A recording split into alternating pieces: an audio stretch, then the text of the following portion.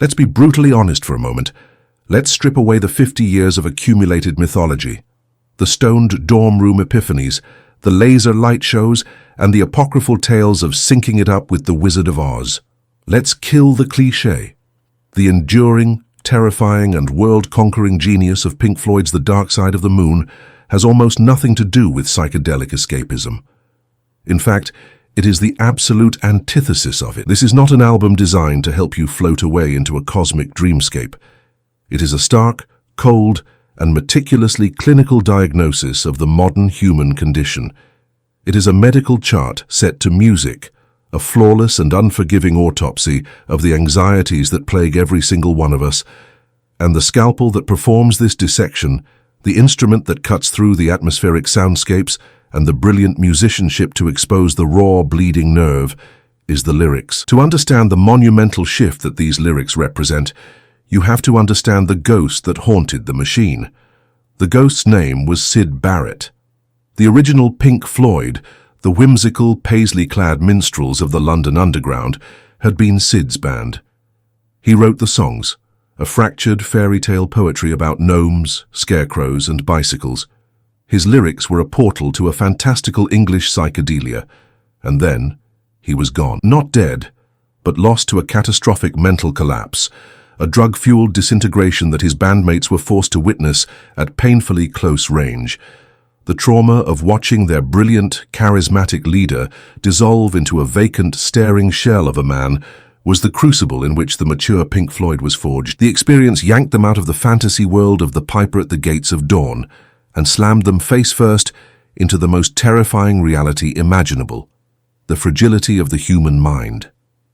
The task of filling the lyrical void left by Syd fell primarily to Roger Waters, and Waters, a notoriously unsentimental and fiercely intelligent architect's son, was uniquely unqualified to write about gnomes. He was a pragmatist, a cynic, a man more interested in the cracked foundations of society than in castles in the sky.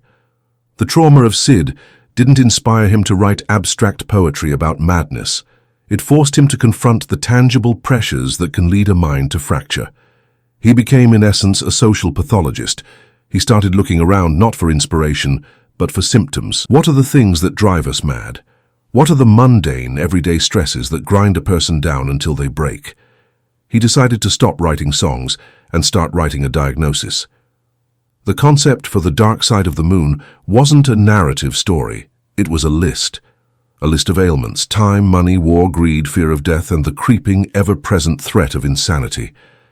This clinical approach is what makes the lyrics so devastatingly effective. They are, for the most part, shockingly simple. There is no complex wordplay, no dense literary allusion. Waters wields plain language like a weapon, delivering his observations with a blunt, declarative force that leaves no room for misinterpretation. The genius is not in the complexity of the words, but in the universality of the sentiments they express. He held up a mirror, not a prism. The album opens with a heartbeat, the sound of life itself. But immediately, the collage of disembodied voices begins, introducing the themes of madness and despair. Then, the music swells, and we get the first lyrical statement in Breathe. It is a deceptively gentle beginning, but the message is laid bare from the first verse. Breathe, breathe in the air, don't be afraid to care, leave but don't leave me. Look around, choose your own ground. It sounds like a piece of gentle hippie wisdom, but it's immediately undercut by the chilling second half. For long you live and high you fly, but only if you ride the tide, and balanced on the biggest wave, you race towards an early grave. There it is. From the very first lyrical passage, life isn't a gift to be enjoyed.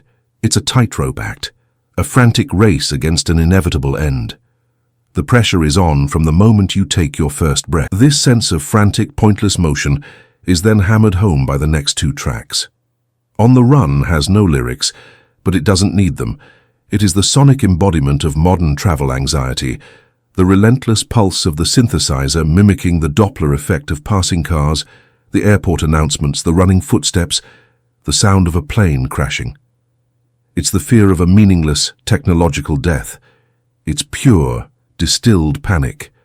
And then comes time. If The Dark Side of the Moon has a lyrical thesis statement, this is it. This is Waters at his most brutally direct, a fire and brimstone sermon delivered with the cold fury of an atheist. The song begins with the cacophony of alarm clocks, a jarring reminder of the tyranny of measured time. David Gilmour's vocal, weary and resigned, paints a picture of youthful apathy. Ticking away the moments that make up a dull day, fritter and waste the hours in an offhand way. It's a portrait of anyone who has ever thought, "I'll get to it tomorrow." Then the song explodes and the lyrics become an accusation, a finger jabbed directly in the listener's chest. And then one day you find 10 years have got behind you. No one told you when to run, you missed the starting gun. This is not poetry, this is a punch to the gut. There is no metaphor, no ambiguity. It is the most terrifying and universal realization of adult life, the oh shit moment, when you understand that your youth is gone and you have squandered it. The bitterness in the lines is palpable, and you run to catch up with the sun, but it's sinking, racing around to come up behind you again. The sun is the same in a relative way, but you're older, shorter of breath, and one day closer to death. Waters offers no comfort, no solution. He simply presents the diagnosis in the starkest terms possible. You are running out of time, and you are going to die. This brutal honesty is precisely why it resonates so deeply. It articulates a fear that most of us keep buried deep inside. Side 1 closes with The Great Gig in the Sky, a track that famously deals with the fear of death. And in a masterstroke of creative genius, the band realized that words were inadequate for this theme. Rick Wright's beautiful, mournful piano progression sets the stage for what is arguably the album's most emotionally powerful moment. Claire Torrey's wordless, improvisational vocal performance. It is a scream of anguish, of terror, of ecstasy, of release.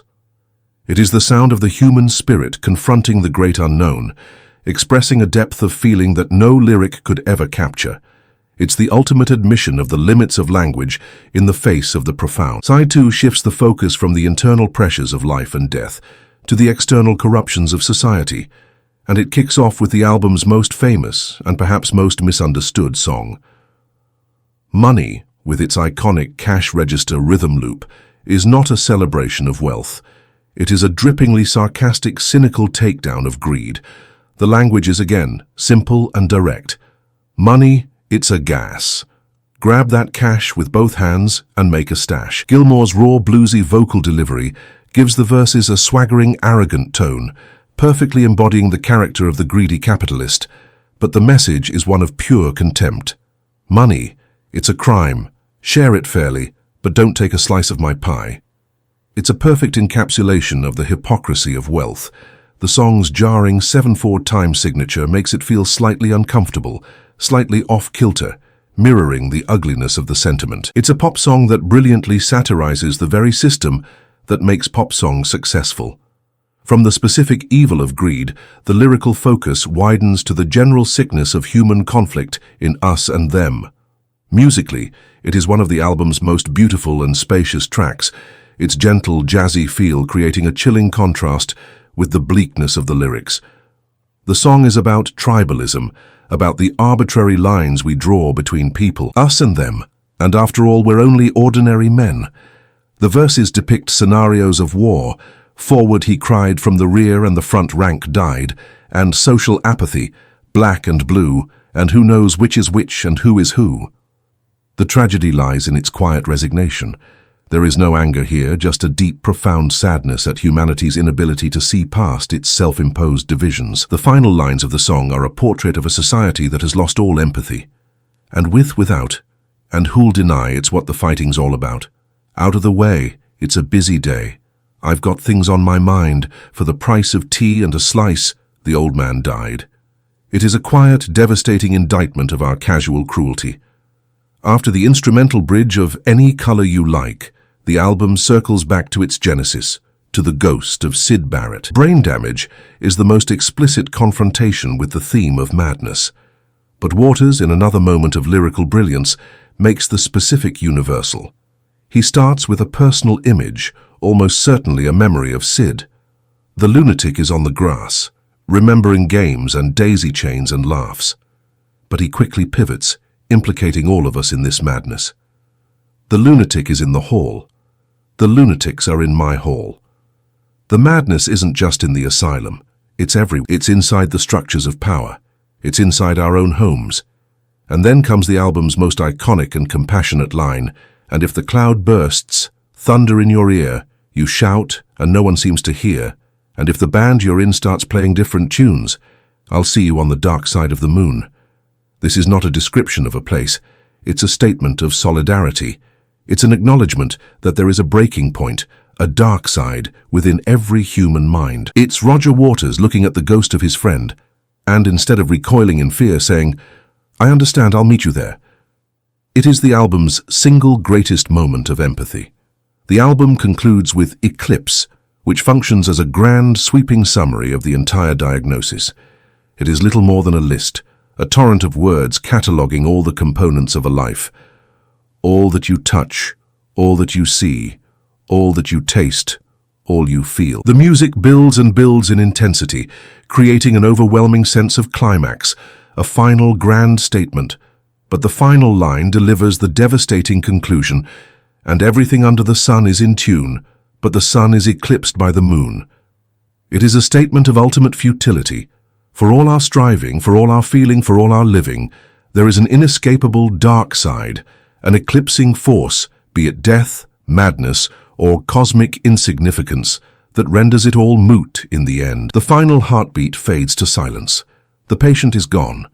The diagnosis is complete. The lyrical message of the dark side of the moon is precisely why it remains welded to the cultural consciousness. It's not because it's trippy, it's because it's true.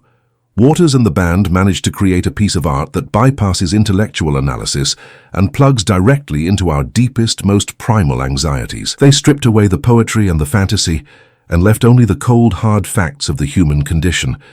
The words are the architecture, the steel framework that gives the album its shape and its terrifying strength. The music is the beautiful atmospheric glass that is stretched across this frame.